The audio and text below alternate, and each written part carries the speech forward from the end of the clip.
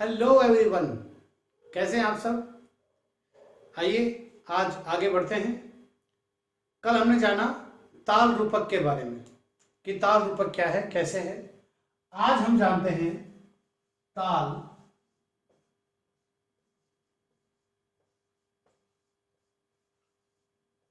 झपताल के विषय में। अब देखिए, कड़ी से कड़ी जोड़ के चलते हैं। तो मैंने कल कहा था कि सबसे छोटी ताल आपकी रूपक ताल है, उससे बड़ी झप ताल है। तो जो बड़ी ताल है, अब हम उसके बारे में चर्चा कर रहे हैं कि भाई क्या है, कैसे है और क्या काम आती है। तो बात करते हैं झपताल के विषय में। तो झपताल में सबसे पहले बताता हूं मैं आपको कि झपताल में 10 मात्राएं हैं। कल छोटी ताल थी, उसमें 7 मात्राएं थी। आज ये उससे 3 मात्रा बड़ी ताल है जिसमें 10 मात्राएं हैं और इसके विभाग हैं 4 विभाग हैं। अब ध्यान रखने बात योग्य ये है कि 4 विभाग किस किस हिसाब से हैं। तो ये देखिए आप, 2 3 2 3। पहला विभाग 2 मात्रा का है, दूसरा विभाग 3 मात्रा का है, फिर उसके बाद फिर से तीसरा विभाग 2 मात्रा का है और लास्ट में चौथा विभाग 3 मात्रा का है। इसका मतलब पहला और तीसरा 2-2 मात्रा के विभाग हैं और दूसरा और चौथा ये 3-3 मात्रा के विभाग हैं। इस ताल में ताली और खाली की बात करते हैं। कल वाली ताल में मैंने बताया था आपको खाली से शुरुआत होती है, लेकिन आज हम झपताल की बात कर रहे हैं और झपताल की शुरुआत खाली से नहीं होती है। आइए देखते हैं कि कौन कौन सी मात्रा पे ताली है। पहली, तीसरी और 8वीं पर। पहली, तीसरी और 8वीं पर ताली बजेगी। अब पहली पे तो सम है, पहली मात्रा पे सम है। तीसरी और 8वीं मात्रा पर दूसरी और तीसरी ताली है। ये बात ध्यान रखने की कि पहली मात्रा पर सम है, दूसरे विभाग की तीसरी मात्रा पर दूसरी ताली है और चौथे विभाग की 8वीं मात्रा पर तीसरी ताली है। अब खाली कौन सी मात्रा पे है? खाली है 6ठी मात्रा पर।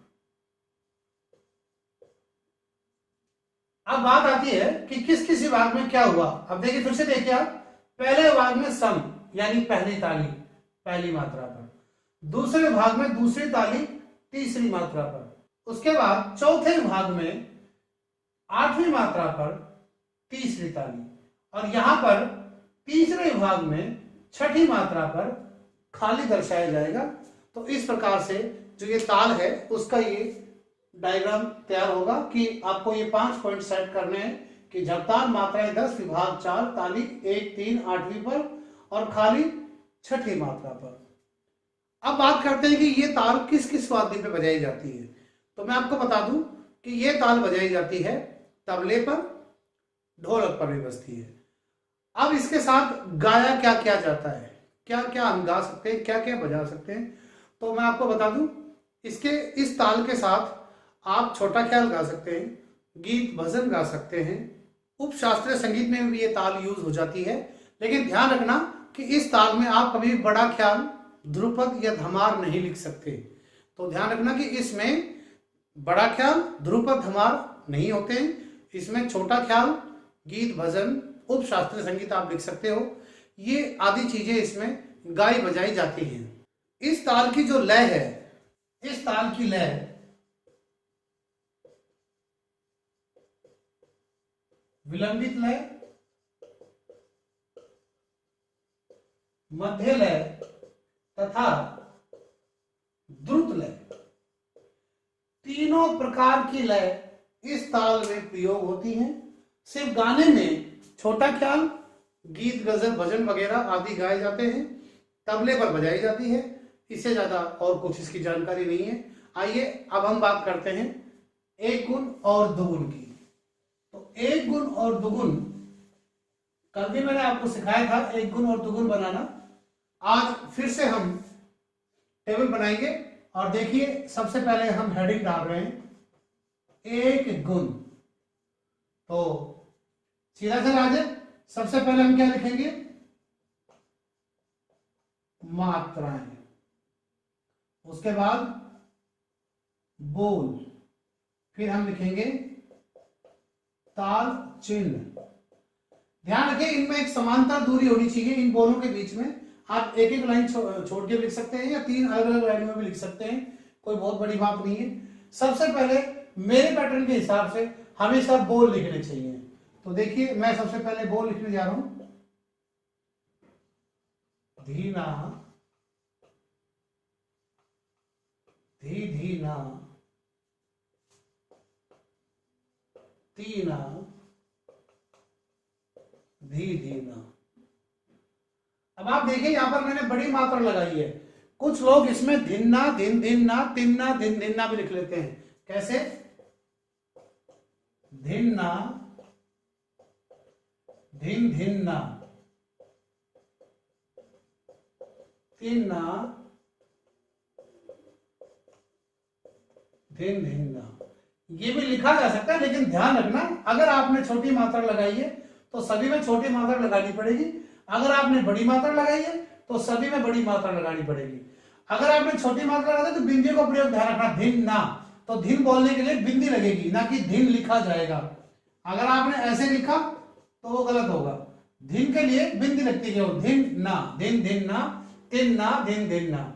अब शुद्ध रूप की बात करें तो शुद्ध रूप सबसे पहले लिखा हुआ है, इसी को फॉलो करें कि बड़ी मात्रा लगाकर आप इक्वल दूरी पर आप वर्ड्स लिख दें, धी ना, धी धी ना, ती ना, धी धी ना। अब आइए इनके ऊपर हम लगाते हैं मात्राएं, 1 2 3 4 5 6 7 8 9 और 10। तो 10 मात्रा की ताल होते हैं, 10 मात्रा पूरी आ गई है। एक एक बोल के जस्ट ऊपर एक एक मात्रा सेट हो चुकी है। अब हमारे विभाग थे 2 3 2 3 के, पहले 2 मात्रा, 3 मात्रा, 2 मात्रा और 3 मात्रा। तो सबसे पहले विभाग हमारा 2 मात्रा का, फिर हमारे विभाग 3 मात्रा का, फिर 2 मात्रा का और लास्ट में फिर 3 मात्रा का। इस प्रकार से हमारा ये विभाग पूरा हो गया। और अब इसमें हम लगा देंगे ताल चिन्ह। तो सबसे पहली मात्रा हमने बताया आपको सम लगेगा, और सम के लिए हमेशा क्रॉस का निशान लगाया जाता है। दूसरे भाग की तीसरी मात्रा पर दूसरी ताली है, तीसरे भाग की छठी मात्रा पर खाली है, और चौथे भाग की 8वीं मात्रा पर तीसरी ताली है। तो आप टेबल देख लीजिए और इस वीडियो को पॉज करके आप आराम से इस टेबल को उतार लीजिए। इस प्रकार से आपकी ये एक गुण बन गई। दोगुण का कल मैंने फॉर्मूला सिखाया था, अगर किसी बच्चे ने कल ध्यान दिया था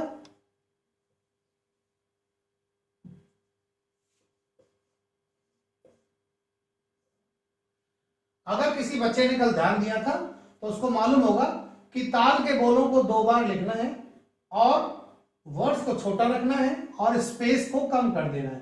तो आइए दोगुण के लिए सबसे पहले हम पैराग्राफ सेट करते हैं कि भाई सबसे पहले हमको लिखनी है मात्राएं, फिर हमको लिखने हैं बोल, और फिर हम लिखेंगे वर्ड,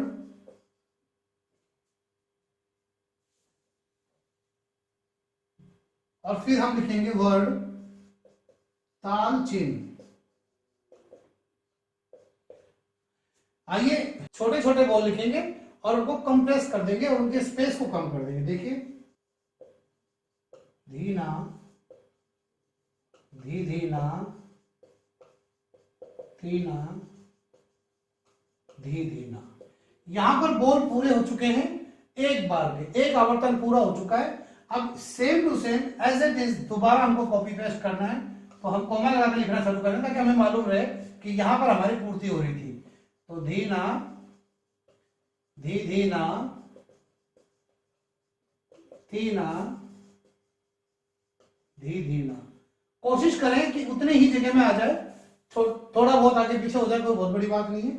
अब हमें 2-2 के जोड़े बनाने हैं। अब देखिए बहुत कंजेस्टेड एरिया में लिख दिया गया है, कुछ वर्ड्स ऊपर वाले से छोटे हैं और इनका स्पेस बिल्कुल कम कर दिया गया है।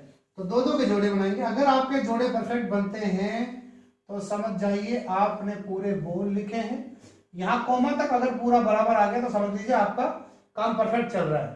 फिर कोमा से आगे चलते हैं, धीना, दीदी, नाती, नादी, दीना। इस प्रकार से हमारे 10 जोड़े सेट हो चुके हैं। 1 2 3 4 5 6 7 8 9 10। अब इनके ऊपर हम 10 काउंटिंग लिख देंगे, 1 2 3 4 5 6 7 8 9 और 10। सेम पैटर्न ऊपर वाले के हिसाब से, पहला विभाग 2 मात्रा का, दूसरा विभाग 3 मात्रा का, तीसरा विभाग 2 मात्रा का और चौथा विभाग 3 मात्रा का। इसी हिसाब से फिर हम इसको बंद कर देंगे। बंद करना ना करना आपकी अपनी मर्जी है, कि आपको सही लगे तो बंद करिए, नहीं लगे तो कोई जरूरी नहीं है। ठीक है, पहली मात्रा के जस्ट नीचे सम, तीसरी मात्रा के जस्ट नीचे दूसरी, छठी मात्रा के जस्ट नीचे खाली, आठवीं मात्रा के जस्ट नीचे तीसरी ताली। ताली खाली का विशेष ध्यान रखें कि जब भी ताली खाली लगाएं, देखिए पहले भाग की पहली मात्रा, दूसरे भाग की पहली मात्रा, तीसरे भाग की पहली मात्रा और चौथे भाग की पहली मात्रा, उनके बोलों के जस्ट नीचे निशान आता है। जैसे यहाँ पर 1 के बोल के नीचे जस्ट निशान आया सम, 3 के बोल के नीचे जस्ट निशान आया दूसरी ताली, 6 के बोल के नीचे जस्ट निशान आया खाली, 8 के बोल के नीचे जस्ट निशान आया तीसरी ताली। इस प्रकार यहां पर भी 1 के जस्ट बोल धीना के नीचे सम आया, 3 के बोल नाती के जस्ट नीचे दूसरी ताली आई, इधर छठी में फिर धीना आया, यहां भी धीना है, यहां भी धीना है, तो यहां पर धीना के नीचे 0 है और यहां पर नाती था, यहां भी नाती है। तो देखिए यहां नाती के नीचे 2 है और यहां नाती के नीचे 3 है। तो इस प्रकार से आपकी झपताल पूरी होती है। आप इस वीडियो को पॉज करके दोनों टेबल्स को अपनी नोटबुक में उतारें, अच्छे से समझें और ध्यान से इसको लिखें। बोल की मिस्टेक ना करें, मात्राओं का ध्यान रखें, खाली ताली का निशान का ध्यान रखें और परफेक्ट तरीके से विभाग बनाएं। आज के लिए इतना ही, कल फिर नई ताल के साथ मिलेंगे। तब तक के लिए नमस्कार, धन्यवाद।